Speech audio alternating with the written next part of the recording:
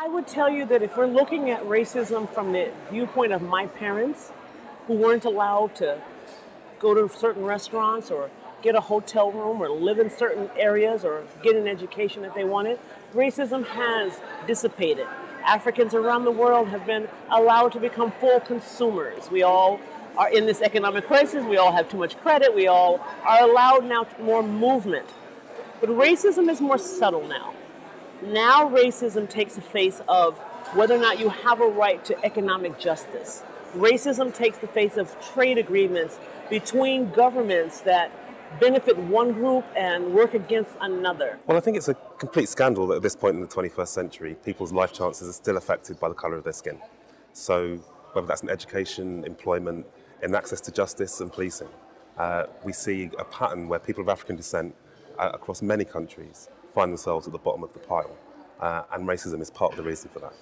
In fact, it has not gone, and it's actually the issues are moving backward rather than forward. And what we've been actually calling for recently, it's the protection that we need from our own government so that we can feel safe and secure. Just last year, one of the women who is part of our network lost a son through attack. The son was going home after a football match, and he was actually attacked by two Irish men, and he was killed. Toyosi was killed last year during the Good Friday, and the mother is still living in the nightmare of what happened to the son because it was really very racially motivated.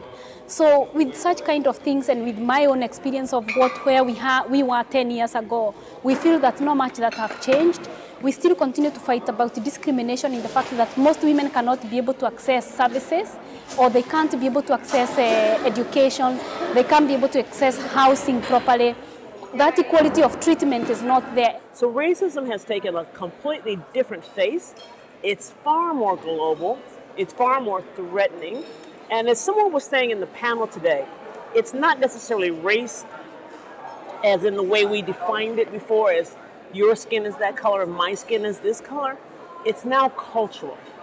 Now it's beyond just the color of our skin, because in the United States, there's a large Latino population. A large part of that population has skin color that is white. But because they're Spanish speaking and they come from a Latino culture, they are suffering the same demons that racism gave them before. So it's not necessarily skin tone anymore. It's now skin tone and culture. I think it's better for me than it was for my parents, and will probably be better for the next generation. That doesn't happen by accident. That happens by people engaging in changing policies.